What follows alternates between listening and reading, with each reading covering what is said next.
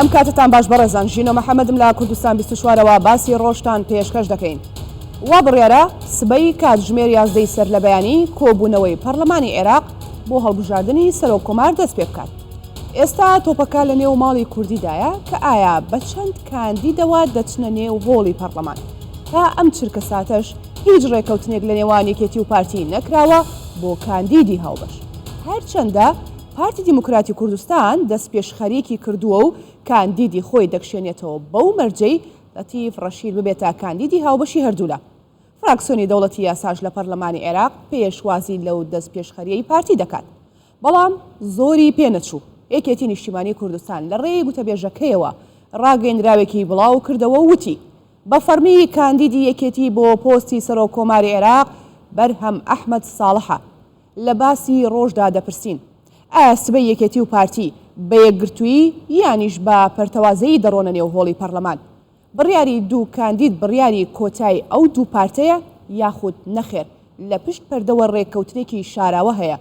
ئەگەر سبەی سەرۆک کۆمار هەڵ نەبژێرا چی ڕوودەدات لە عێراق؟ بۆ گفتوگۆکردنی زیاتر لەسەر ئەم پرسا میوانداری بەڕێز مەشعان جەبوری سیاسەتمەدار و سەرۆکی حیزبی نیشتیمانی عێراقمان کردووە. بەڕێزیان ڕاستەوخۆ لە هەولێرەوە لەگەڵمان دەبن. بەڕێز مەشعان ئەم کاتتان باش، سپاس بۆی کە ئامادەن لەگەڵمان. لاوە دەست پێکەم بزانین ئایا سبەی لە نێو هۆڵی ئەنجومەنی نوێنەرانی عێراقدا سەرۆک کۆمار هەڵ دەبژێرێت یاخود نا؟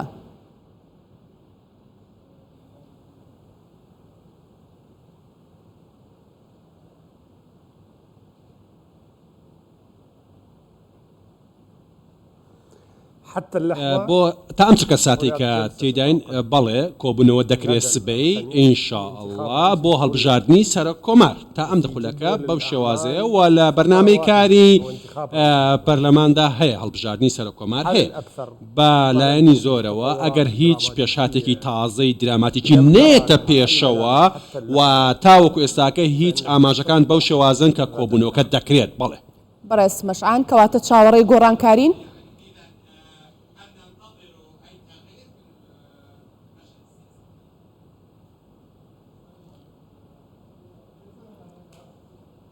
بەدڵنیایەوە ئەو چارەسەری سەرەکی بۆ ئەوەی کەوا هاوپەیمانی ئیدارەتی دەوڵەت پێی گەیشتووە با بڵێن چارەسەرێکی میانڕەوە کەوا کاتێک سەردانی سەرۆک بارزانیان کرد پێش 2 ڕۆژ گفتوگۆی تێر و تەسەریان کردبوو لەم نێوەندەدا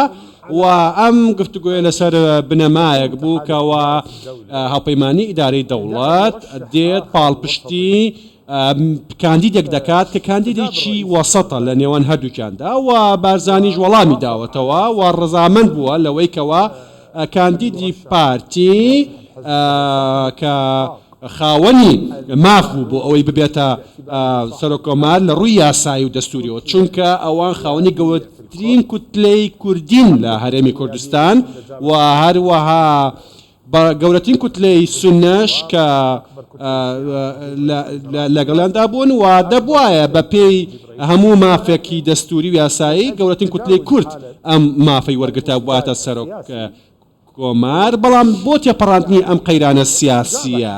ئەو بنبەستە سیاسیە و دەرئەنجامی ئەو فشارە نێو دەوڵەتیانەشی کەوا هەن بۆی کە پرۆسی سیاسی عێراق سەرپێ بکەوێت بەڕێز سەرۆک بارزانی ڕازی بوو لەوەی کەوا کاندیدی پارتی دیموکراتی کوردستان بکشێنێتەوە و پاڵپشتی کاندیدێکی هاوبەش بکات بۆ ئەوەی کە پرۆسەکە زیاتر ئاڵۆز نەبێت. بەڵام دەنگ بە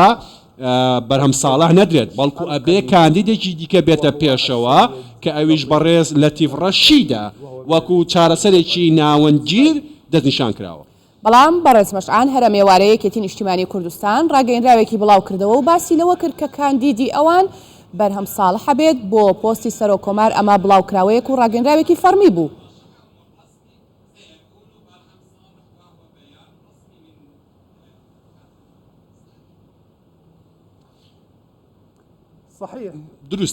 دروستە ئەوەی تۆ دەڵێ ئەمە دەزانین ئاگامان لێیە و یەکێتی نیشتیمانی کوردستان وەکوی بەڕێستان دەزان ئەوان کۆمەڵی کێشەی ناوخۆیان ڕوبەڕوو بۆتەوە لە چوارچێوەی ئاسی سەکردایەتیان کێشیان هەیە و هەروەها بە شێوێک لە شێوەکان ئاڵۆزیەک هەیە و کێشەیان هەیە کە ناسراوە لە نێوان بەڕێز لەتیف ڕەشید و هەروەها لە نێوان با بڵێن منداڵەکانی سەرۆک مام جەلال کێشە هەیە لە نێوان ئەو دوو بنەماڵێدا و هەروەها حتا ئەگەر با بڵێن یەکێتی پێداگیر بێت لەوەی کەوا سەرۆک کۆمار هەر ئەبێ بەرەم ساڵە بێت و کاندیدی بکەنەوە بەڵام چانسی سەرکەوتن بۆ لەتیف ڕەشید زۆرە چونکە ئەوە زۆر ڕوونە تا ئەم چکە ساتە پێش ئەوەی بەرنامەکەی بەڕێستانەوە و لەسەم کورسێ دابنشم تا ئێستاکە جەختەکە لەسەر ئەوەیە کەوا سبەینێکە هاوپەیمانی سیادە و پارتی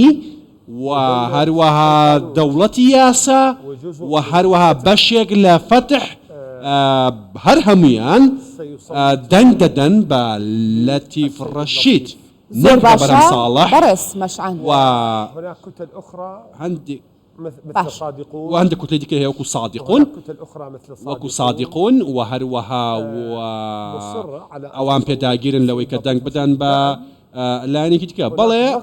فشارك هي فشارك إيراني تند هي بو أوي دنك ببرم صالح بدريت بەڵام هەموو هاوپەیمانیەک کە هەموو ئەندامانی هاوپەیمانی ئیدارەی دەوڵات دەنگ نادەن بە لەتیف ڕەشید ئەمە دروستە کە دەکەونە ژێر فشاری ئێرانەوە و هەندێکیان دەنگ دەدەن بە بەرهەم ساڵح. زۆر باشە من زۆر بەوردی جۆم لە قسەکانت کرد و نەمویست داد بڕێنم بەڵام لە قسەکان تا باسی ئەوەت کرد کە بەهۆی کێشەی نێوخۆیی یەکێتیەوە یەکێتی پێداگرە لە سەردانانەوەی دکتۆر بەرهەم ئەحمەد ساڵح بۆ پۆستی سەرۆک کۆمار ئەمە تەواوە یعنی ئەم سەرچاوی ئەم زانیاریە لەکوێوە هاتووە بەڕێز مەشعان؟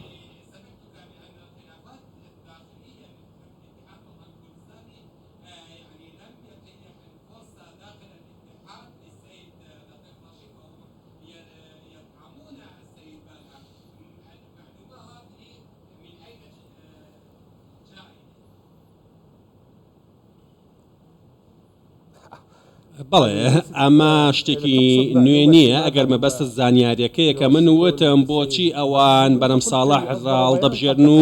پێداگیرن ئەوان چەند کاژمێرێک پێش ئێستاکە جەختیان لەوە کردوێتەوە بەڵام ڕێککەوتنێک هەیە کەوا لەسەر ئەو بنەمایە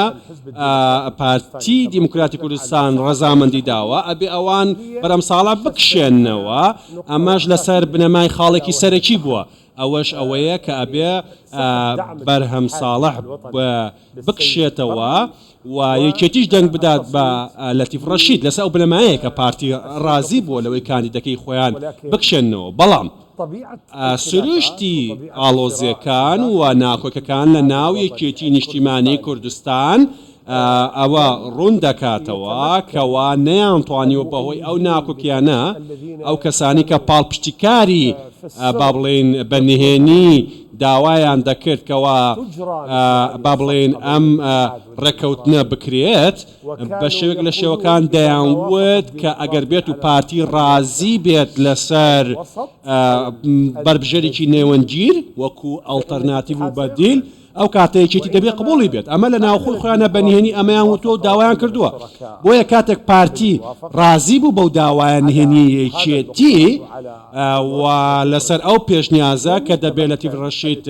ببێت یەکێتی نەیتوانی کەوا بەخێرای وەڵام داتەوە و جێبەجێ بکات و کە بە شێوەیەکی گشتی گفتوگۆی لەسەر کراوە لەگەڵ یەکێتیە پێشوەختی لەگەڵ یەکێتیە گفتوگۆ کراوە لەسەر ئەم چارەسەرە بەدیلە ئەمەش پەیوەندی بە زیاتر ململانی کەسیەوە هەیە چکە ئەو ململانی کەوا لە نێوان سەکرایەتی یەکێتی هەیە ڕوونە بۆ هەموو لایە کەوا پارتیش باش دەدەزانێت و ڕەنگە پاڵپشتی لایەنێک بکات وا تا شتەکە ڕوونە زۆر باشە بەڵگە نییە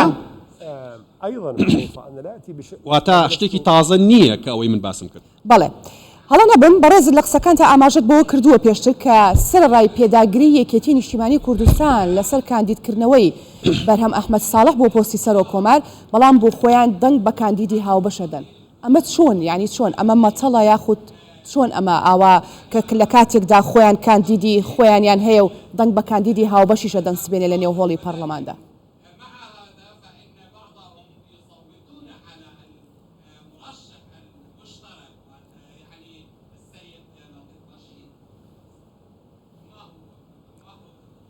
أنا على يقين من دڵنیام أنا على يقين من دڵنیام لەوەی کە بەشێک لە ئەندامانی یەکێتی نیشتیمانی کوردستان دەنگ دەدەن بە لەتیف ڕەشید چونکە ئەویش بەشێکە لە مێژووی یەکێتی بەڕێز لەتیف ڕەشید کەسێکی تازە نییە بە پەڕەشود هاتبێتە خوارەوە بۆ ناو یەکێتی تاوەکو بناسرێت و یاخود نکۆڵی لێ بکرێت ئەو ساڵانێکی یەکجار زۆرە و یەکێکە لە پێشمەرگە دێرینەکانی یەکێتی و زۆر ناسراوە لەلایەن یەکێتیەوە و پەیوەندیەکی بەهێزی هەیە لە ناو یەکێتی لەگەڵیانە جیاوازەکانی ناوخۆ یەکێتی و ڕەنگە هاوڕانە بن لەگەڵ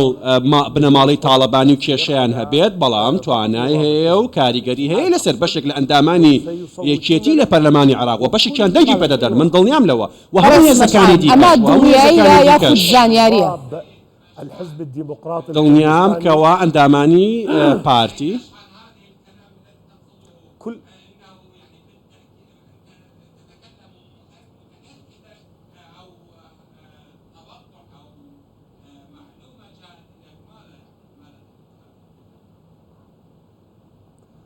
أولا سەرەتا من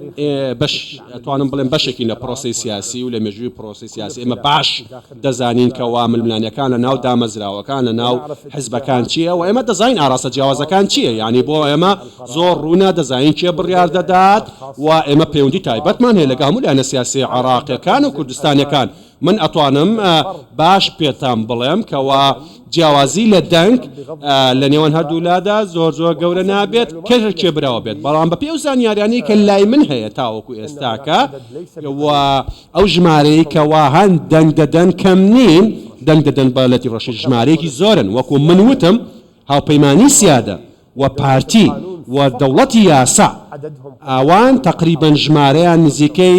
150 ئەندامە ئەمانە دەنگ دەدەن ئەمە بێجگە لەسەر بەخۆکان و کوتلەکانی دیکە کە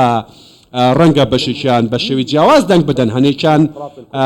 ڕەنگە لە پارتیشەوە نزیک بن و پەیوەندێکی تایبەتیان لەگە پارتیدا هەبێت بە تایبەتی حسابێکی تایبەت بۆ قسەی سەرۆک بارزانی دەکەن هەندێک لە نوێنەرانە و زیاتر لەوەش گرنگتر لەوەش هەندێک لایەنی دیکە هەیە کەوا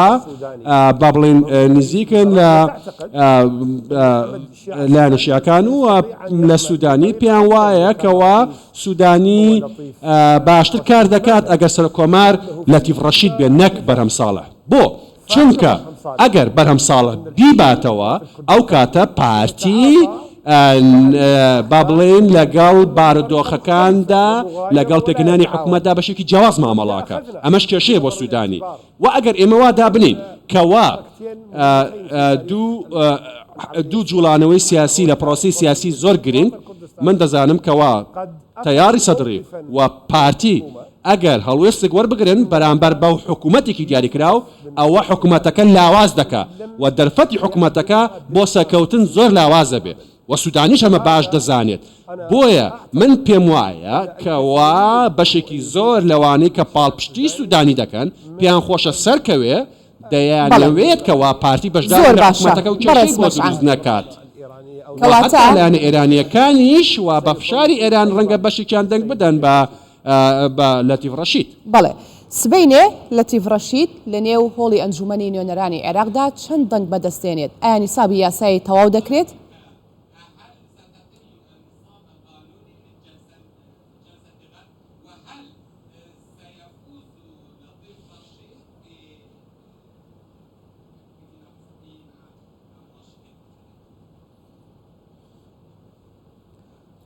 من دەتوانم پێتان بڵێم ئەگەر هیچ پێشاتێکی دراماتیکی نێتە پێشەوە و ببێتە مای بربەست لەوەی کە ئەندام پەرلەمانەکان بگەنە بینایی پەرلەمان ئەوە کۆبوونەوە دەکرێت و هەروەها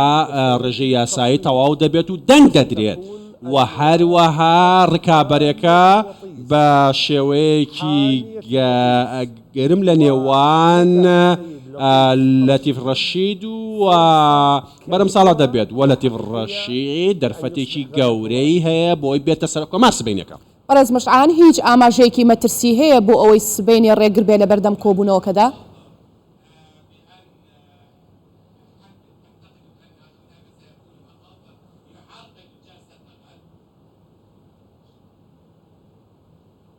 لا توجد أي نەخێت مؤشرات تاوەکو على ئێستاکە هیچ المخاطر ئاماژەیەک نییە لەوەی مەترسی هەبێت لەوەی کە کۆبوونەوەکە نەکرێت بەڵام ئێمە لە دەوڵەتێکی ناوی عێراق و دەزانین بارودۆخان لە چکە ساتێکا دێنە پێشەوە و شتەکان لەسەر بنەمای میزاج و بڕیاری دەدرێن و ئەکرێت هەموو تاوڵەکە بۆ خۆی سەروژێر بێتەوە لە چکە ساتێکی دیاریکراودا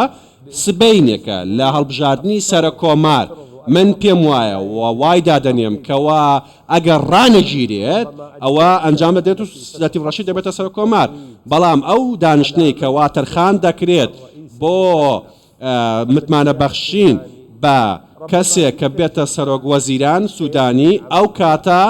لەو چکە ساتە ڕەنگە کێشە دروست بکرێت بۆ کۆبوونەوەی پەرلەمان ئەو کاتێک کە داوا دەکرێت و ڕادەست پێدرێت وەکو کاندیدی سەرۆک وەزیران مەبەستم لێرە سوودانی زۆر باشە دواتر دێمە سەر کاندیدی سەرۆک وەزیران بەڵام دەمەوێت باس لەوە بکەین کە بۆ خۆتان دەزانن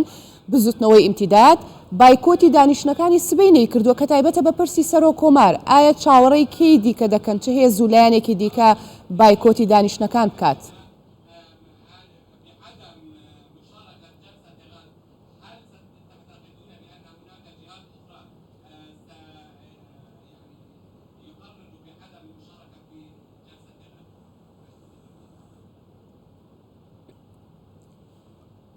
بەڕاستی من پێم وایە ئیمتیداد و بەشێک لە ئەندامە سربەخۆکان ئەوەی پێیان دەڵێن تشرینیەکان ئەوان نایەنە کۆبوونەوەی پەرلەمانەوە بەڵام ئەمەش ترسێک لەوەی کەوا خۆیان و ماڵبناڵیان ڕوبەڕووی هەڕەشە نەبنەوە و هەندێک شیان بەڕاستی ئاها و سۆزیان لەگە سەدرەکانە هەیە و بەشدار نابن بەڵام هەموو ئەمانە بە شێوەیەکی گشتی کاریگەری ناکاتە سەر ڕێژەی یاسایی و لەسەر کۆبوونەوەی پەرلەمانی سبەینەکە پێم وایە کەوا ڕێژەی یاسایی تەواو دەبێت بەیانی چکەموو هێزە سیاسیەکان ئامادەیان تایە و ڕێککەوتون و وەڵامیان داوەتەوە بۆ فشارانی کە پلاسخارت و نەتەوەیەگرتوەکان کردویانە و دەیانەوێت کەوا پرۆسەی سیاسی سەرڕێ بخەوێتەوە و گفتوگۆی جدیش کراوە و هەروەها حکوومەتێک هەرگیز نابێت بەبێ پاڵپشتی سەدرەکان یعنی ئەمە هەڵوێستێکە زۆر باس کراوە ئێمە نازانین کەوا سەدرەکان بە چه ئەندازەیەک بەشدارە بن یا خۆ چۆن ڕەزامەندە بن بەڵام فتحش بەیانی بەشدارە بن و بەش فتح دەنگ دەدەن بە بەرەم ساڵح هاوپەیمانی فتح دەنگ دەدەن بەرەم ساڵح بەڕێز مەشعان پارتی دیموکراتی کوردستان کاندیدەکەی خۆی کێشایەوە لە بەرامبەر لەتیڤ ڕەشیدا کە ببێتە کاندیدی هاوبەشی پارتی و یەکێتی تا ئەم چرکە ساتە دەڵێ من بەرهەم ئەحمەد ساڵح کاندیدی منە چوارچەوەی هەماهەنگی هەوڵی داوە بۆی کە کورد بە کاندیدێکی هاوبەش بچێتە نێو گۆڕەپانەکە و بێتە نێو هۆڵی پەرلەمانەوە کەواتە ئەم شەو ئەم ساتێک کە من و تۆ گفتوگۆی تێدا دەکەین هەتاکو سبەی کاتژمێری یازدەی سەر لە بەیانی دەبێت کێ بڕیاری یەکلاکەرەوە بدات ئێستا تۆپەکە لە ساحەی شێدایە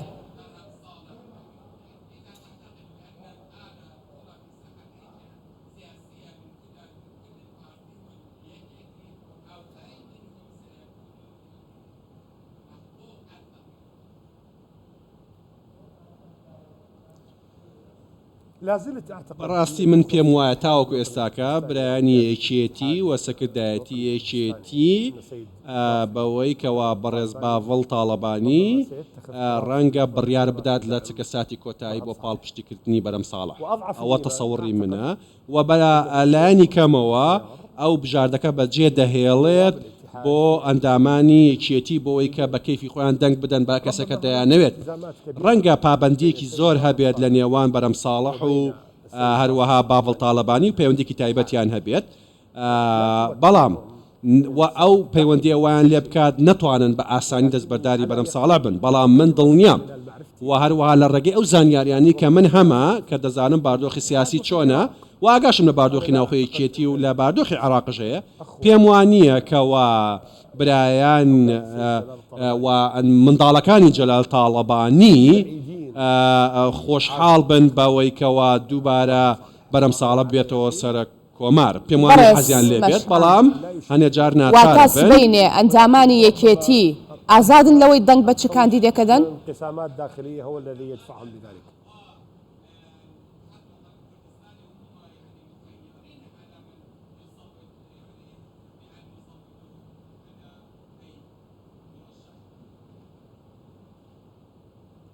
هكذا أعتقد ئەمە ئەمە تێڕوانینی منە من پێم وایە کەوا من پێم وایە کەوا من زانیاریم نییە لەمەیاندا بەڵام پێم وایە ئەمە دەرەنجامی قسەکانی منە ئەمە پێم وایە ئەوە ڕوو دەدات. زۆر باشە باسی ئەوەت کرد کە لە کاتی دەنگدان بۆ هەڵبژاردننی سەرۆک کۆمار کێشە نابێت بەڵام کاتێک کە دێتە سەر هەڵبژاردن و ڕاستپاردنی سەرۆک وەزیران سۆدانی پێ ئەچێت لەویا کێشە دروست بێت ئەو کێشە و ئاڵنگاریانە چییە کە لە کاتی دەستنیشانکردن یاخود ڕاستپاردنی سەرۆک وەزیران دروست دەبێت لە نێو هۆڵی پەرلەمان بەبەستت کام لایەنە؟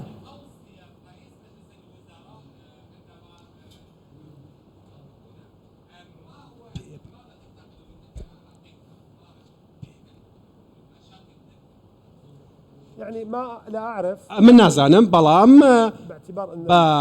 هۆی ئەوەی کەوا لە نێ سەدرەکان و هیچ کێشێکیان نیە لەوەی کە جێبێتە سەرۆک وەزیران و هەروەها ئەوان کێشیان زیاتر لەگەڵ سەرۆک وەزیران هەیە دەیانەوێت کازمی وەکو سەرۆک وەزیران بمێنێتەوە ڕەنگە با بڵێن ڕێگە بدەن بەوەی کەوا پرۆسی هەڵبژاردننی سەرۆک کۆمار بڕاتە ڕێوە بەڵام هەندێک ڕێوشێنی دیکە هەیە و هەڵوێستی دیکە هەیە پەیوەنددارە بە پرسی هەڵبژاردننی سەرۆک وەزیرانەوە و هەڵبژاردننی سوودانی بە سەرۆک وەزیرانی وەکو ئێوە بەڕێستان دەزانن کەوا لایەنە سەدرەکان ئەوان پێداگیرن تاوەکو ئێستاکە لەوەی کەوا ئەبێ کازمی سەرۆک وەزیران بمێنێتەوە و دووبارە ڕابسپێردێتەوە بۆی حکوومەت پێک بێنێت بۆیە بە هەموو ڕێگەیەک هەوڵ دەدات بۆ ئەوەی کێشە دروستکار لە پێنان لە بەرامبەر پێکەنانی زۆر باشە بەڕێز مەشعان کەواتە بە هەڵبژاردننی سەرۆک کۆماریش بەستەڵێکی سیاسی لە عێراقدا ناتوێتەوە کێشەکان کۆتاییان نایەت.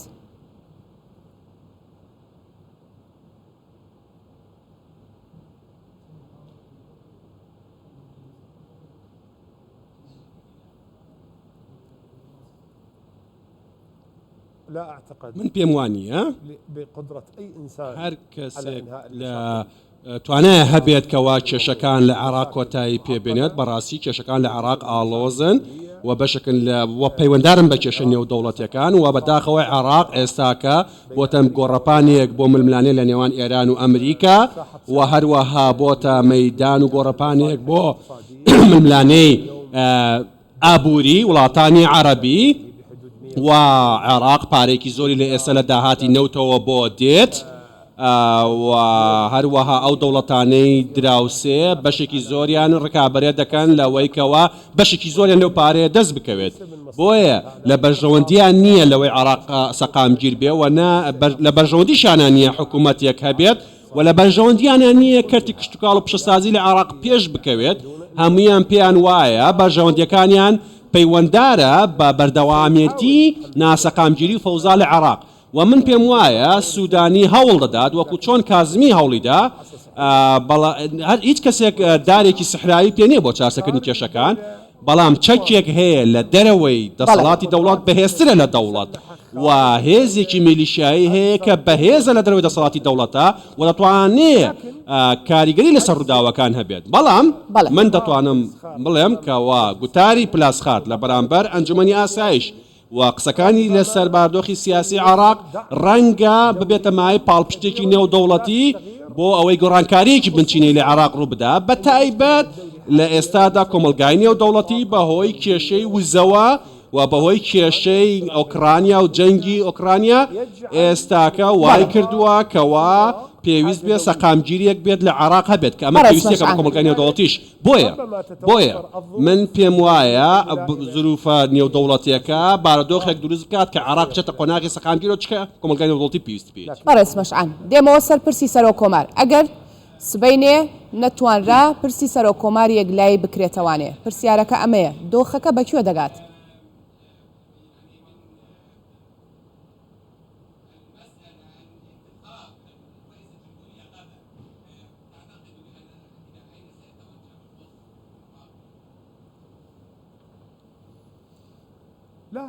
نەخێر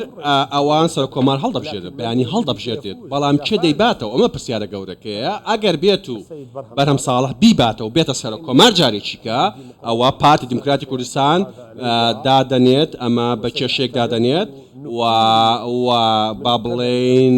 هێزەکانی دیکەی کە لەگەڵ پارتی هاوپەیمانیان کردو و ناوە هاوپەیمانی ئیداری دەوڵەت کێشێکی گەورە دروست دەبێت ئەوەی کەوا با بڵین کێشەکە ئالۆستر دەکات کاتێک سەرۆکۆمار بێتە هەڵبژاردن و سەرۆکۆمار بەرەم ساڵا بێت پرسەکە زۆرتر ئالۆسترە بێت پارتی هەڵوێستی دەبێت و ئەو کەسانشی کە هاوپەیمانن لەگەڵ پارتیا هەڵوێستیان دەبێت ئەمەش دەبێتە مای دروستکردنی بربەستێکی گەورە لە بەردەم هەڵبژاردننی سەرۆک وەزیران داهاتوو و متمانەشی پێ نادرێت لە پەرلەمان و نابێتە سەرۆک وەزیران بۆیە ئەگە سەرۆکۆمار بەرەم ساڵا بێت حکوومەت متمانی پێ نادرێت بە ئەگەرێکی زۆر. بەڕێز مەشعان جەبوری سیاسەتمەدار و سەرۆکی حیزبی نیشتیمانی عێراق گەلێک سوپاس بۆ بەشداریکردن کە ڕاستەوخۆ لە هەولێرەوە لەگەڵمان بوویت. باسی ڕۆژ کۆتایی هات ئێوە شەرشاد بن.